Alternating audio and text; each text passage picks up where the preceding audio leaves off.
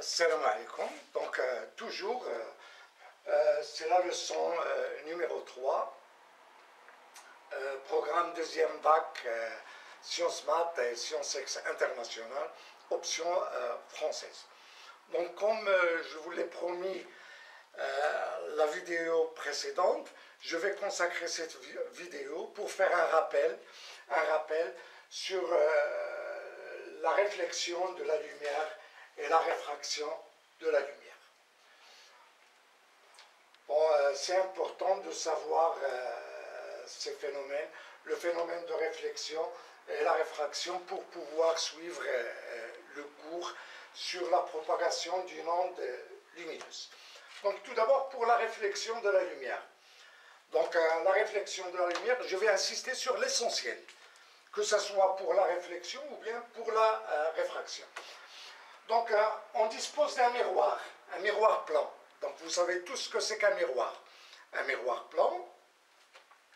Et on laisse tomber un rayon laser, et c'est la source de ce rayon, sur le miroir. Bon, lorsque le rayon arrive au point I, bien évidemment, il va se réfléchir, il y a réflexion. Donc SI, c'est ce qu'on appelle le rayon incident, et IR, c'est le rayon réfléchi. Et là, on trace ce qu'on appelle la normale. La normale, c'est la perpendiculaire au miroir, au point d'incidence.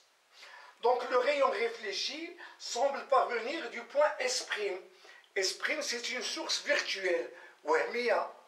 Et S', elle est comment par rapport à S? S', elle représente le symétrique de S par rapport au plan de miroir. Cette distance est égale à celle-là. Voilà.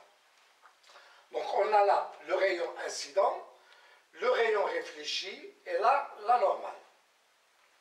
Donc la première loi de Descartes, que dit cette loi? C'est simple, elle dit que le rayon incident, la normale et le rayon réfléchi appartiennent au même plan.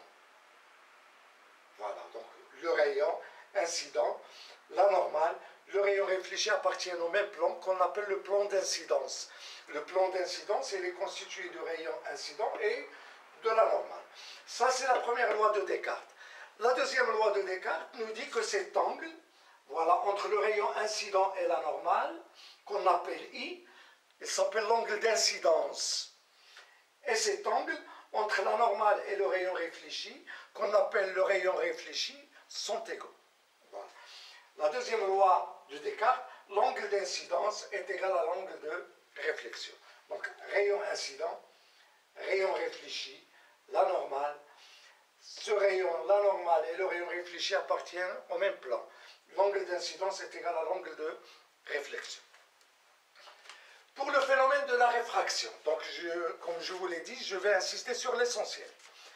Pour la réfraction et non pas la diffraction, la réfraction, la définition. Donc la réfraction, c'est le changement brusque de la direction de la lumière lorsqu'elle traverse la surface qui sépare deux milieux transparents. Par exemple, on a deux milieux transparents, l'air et l'eau. La surface qui sépare, voilà, ce qui sépare ces deux milieux transparents, ça s'appelle un dioptre.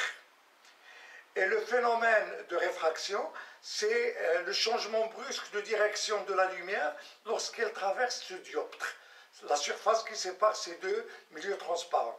Je vous donne un exemple très simple.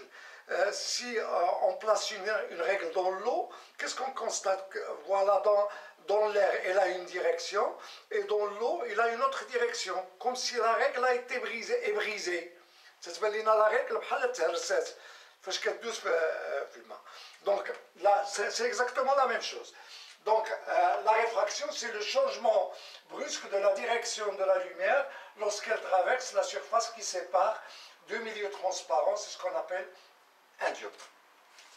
Donc je vais par la suite essayer de mettre cette vidéo dans une playlist qui contient un vidéo où vous allez trouver une expérience sur la réfraction et la réflexion. Je vais chercher dans YouTube et mettre des vidéos qui portent ces expériences avec celle-là.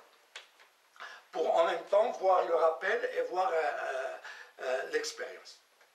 Donc, la réfraction, c'est le changement brusque de la direction de la lumière lorsqu'elle traverse la surface qui sépare deux milieux transparents. C'est ce qu'on appelle un dioptre. Et on sait que chaque milieu transparent est caractérisé par son indice de réfraction. On va voir par la suite ce que c'est que l'indice de réfraction. L'indice de réfraction, c'est un réel, n, qui est toujours supérieur à 1. Ça, c'est l'indice de réfraction d'un milieu transparent. Chaque milieu transparent est caractérisé par l'indice de réfraction. Par exemple, l'indice de réfraction du vide est égal à 1. L'indice de réfraction de l'air est à peu près égal à 1, c'est 1. L'indice de réfraction de l'eau, c'est 1,33. L'indice de réfraction du verre, 1,5, et ainsi de suite. Donc chaque milieu transparent est caractérisé par son indice de réfraction. Bon, l'indice de réfraction, il est connu pour les milieux transparents. Et on va voir par la suite de quoi il dépend. Donc voilà. Donc là, on a dit que chaque milieu transparent est caractérisé par son indice de réfraction. C'est un réel qui est supérieur à 1. Donc on a là deux milieux, un milieu 1 et un milieu 2. Le milieu 1 est caractérisé par son indice de réfraction N1, le milieu 2 par l'indice N2. Si N2 est supérieur à N1, donc on a là le rayon incident, et ça c'est le rayon réfracté. Donc le rayon, et ça c'est la normale. La normale c'est la perpendiculaire au point d'incidence. Donc si N2 est supérieur à N1, le rayon réfracté s'approche de la normale. Voilà la direction initiale. Il y a changement de direction, mais le rayon réfracté s'approche de la normale. En revanche, si N2 est inférieur à N1, voilà le rayon incident. Et ça, c'est le rayon réfracté. Que fait le rayon réfracté? S'éloigne de la normale. Tout dépend de l'indice de réfraction du milieu 1 et du milieu 2. Ils sont donnés. Si N2 est supérieur à N1, le rayon réfracté s'approche de la normale. Si N2 est inférieur à N1, le rayon réfracté s'éloigne de la normale. La première loi de Descartes, que dit la première loi de Descartes? Il dit que le rayon incident, la normale et le rayon réfracté appartiennent au même plan. C'est exactement comme la première loi de Descartes pour la réflexion. De même ici, le rayon incident, le rayon réfracté, la normale appartiennent au même plan. Et la deuxième loi de Descartes, c'est ça. C'est cette loi. Donc, qui est une loi entre I1 et I2. Que dit cette loi? Que c'est une relation. N1 sinus I1 est égal à N2 sinus I2. Ça, c'est la deuxième loi de Descartes. Voilà, donc on a vu là le phénomène de réflexion de la lumière et le phénomène de réfraction. Tout ça est important pour pouvoir suivre le cours sur la propagation d'une onde lumineuse. Voilà, le plus important c'est ça. Voilà, la réfraction c'est quoi? C'est le changement brusque de la direction de la lumière lorsqu'elle traverse la surface qui sépare deux milieux transparents qu'on appelle un dioptre. Chaque milieu transparent est caractérisé par son indice de réfraction N qui est supérieur à 1, réel qui est supérieur à 1. Pour l'air, N est égal à 1. Pour l'eau, 1,33. Pour le verre, 1,5 et ainsi de suite. Donc on a là deux milieux d'indices de réfraction différents. N2 supérieur à N1. Le rayon incident, le rayon réfracté s'approche de la normale. Voilà, là on a milieu 1, milieu 2, N2 inférieur à N1. Le rayon réfracté s'éloigne de la normale. La deuxième loi de Descartes, qui est importante pour la suite du cours, que dit que il nous donne la relation entre I1, I2, N1 et N2, à savoir que N1 sinus I1 est égal à N2 sinus I2. Donc ainsi se termine ce rappel sur le phénomène de réflexion et le phénomène de réfraction d'une onde lumineuse.